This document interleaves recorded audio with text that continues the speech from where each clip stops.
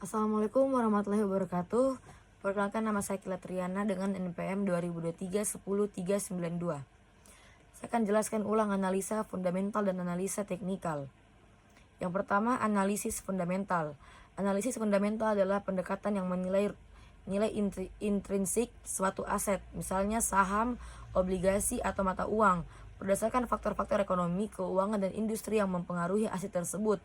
Dalam konteks saham, analisis ini lebih fokus pada kondisi dan kinerja perusahaan yang menerbitkan saham, serta faktor-faktor makroekonomi yang dapat mempengaruhi pasar secara keseluruhan. Beberapa aspek yang dianalisis dalam analisis fundamental. Yang pertama, laporan keuangan perusahaan, menganalisis neraca, laporan laba rugi, dan laporan arus kas untuk memahami kesehatan finansial perusahaan. Yang kedua, pendapatan dan laba, melihat tren pendapatan dan laba perusahaan serta proyeksi pertumbuhannya. Yang ketiga, rasio keuangan seperti rasio P/E, price to earnings, ROE, returns on equity, dan rasio utang terhadap ekuitas yang membantu mengevaluasi nilai saham. Selanjutnya, faktor makroekonomi seperti tingkat suku bunga, inflasi, dan kebijakan pemerintah yang dapat mempengaruhi pasar atau industri tertentu. Yang ketiga, manajemen perusahaan, kualitas dan pengalaman manajemen dapat mempengaruhi arah perusahaan ke depan. Analisis fundamental bertujuan untuk menentukan apakah suatu aset, misalnya saham, diperdagangkan di bawah atau di atas nilai intrinsiknya dan membantu investor membuat keputusan investasi jangka panjang. Yang kedua, analisis teknikal. Analisis teknikal adalah pendekatan yang fokus pada pergerakan harga pasar dan volume transaksi untuk memprediksi pergerakan harga di masa depan.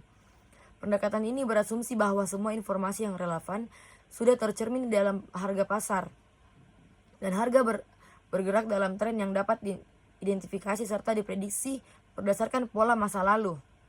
Beberapa aspek yang dianalisis dalam analisis teknikal. Yang pertama, grafik harga.